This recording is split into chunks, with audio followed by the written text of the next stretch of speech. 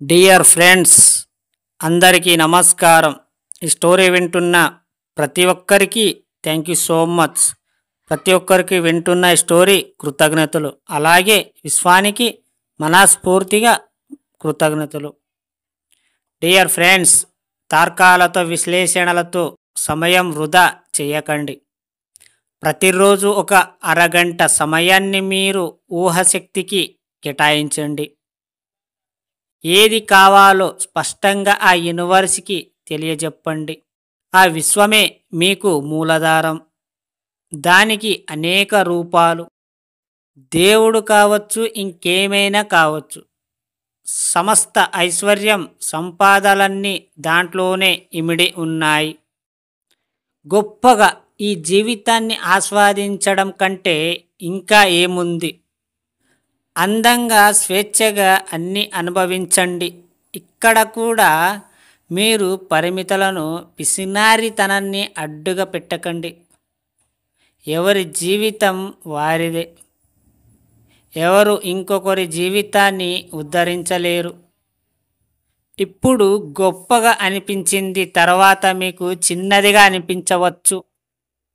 ఎందుకంటే అప్పుడు మీ ఊహశక్తి చాలా గొప్పగా మారి ఉన్న స్థాయిలో ఉంటుంది. మీరు కోరుకోకుండా మీకు ఏది ఇవ్వబడదు. జేజస్ క్రిస్టియన్ అన్నాడు, అడుగుడి ఇవ్వబడును. అందరూ ఆయనను అడగడం మొదలుపెట్టారు.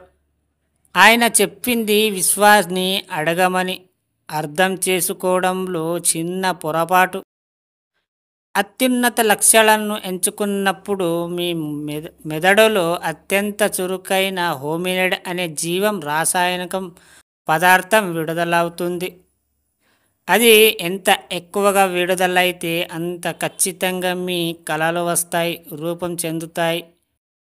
మీరు ఏదైతే ఊహిస్తారో అది ఖచ్చితంగా అవుతుంది. కానీ మీరు దాని మీద నమ్మకం పెట్టినప్పుడే.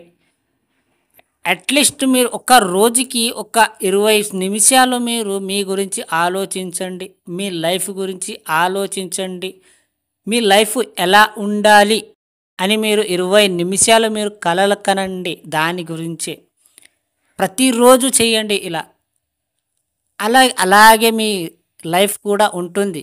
కానీ అలా ఉంటుంది అని మీరు నమ్మినప్పుడే. ఎప్పుడైతే మనం ఏదైనా నమ్ముతామో అది నిజమవుతుంది. నమ్మకపోతే ఎలాంటిది కూడా నిజం కాదు. అర్థమైందా? మీ లైఫ్ గురించి మీరే ఆలోచించాలి. మీ లైఫ్ గురించి మీ చేతుల్లోనే ఉన్నాయి ప్రతిదీ. ఎవ్వరు మార్చరు. నీ తలరాతనే మీరే మార్చుకోవాలి. కానీ మీరు దానికి ఏం చేయాలి? అర్థమైందా ఫ్రెండ్స్? మీ తలరాతను మీరే సృష్టించుకోవాలి, మీరే మార్చుకోవాలి. కానీ కొంచెం కాస్త కష్టం పడకుండా మీరు సున్నితంగా ఆలోచిస్తే ఖచ్చితంగా సక్సెస్ అవుతుంది. మీరు ప్రతిదీ విశ్వాన్ని అడగండి, అది ఖచ్చితంగా ఇస్తుంది. అర్థమైందా ఫ్రెండ్స్? ఈ స్టోరీ విన్న ప్రతి ఒక్కరికి థ్యాంక్ యూ సో మచ్. అలాగే విశ్వానికి కృతజ్ఞతలు.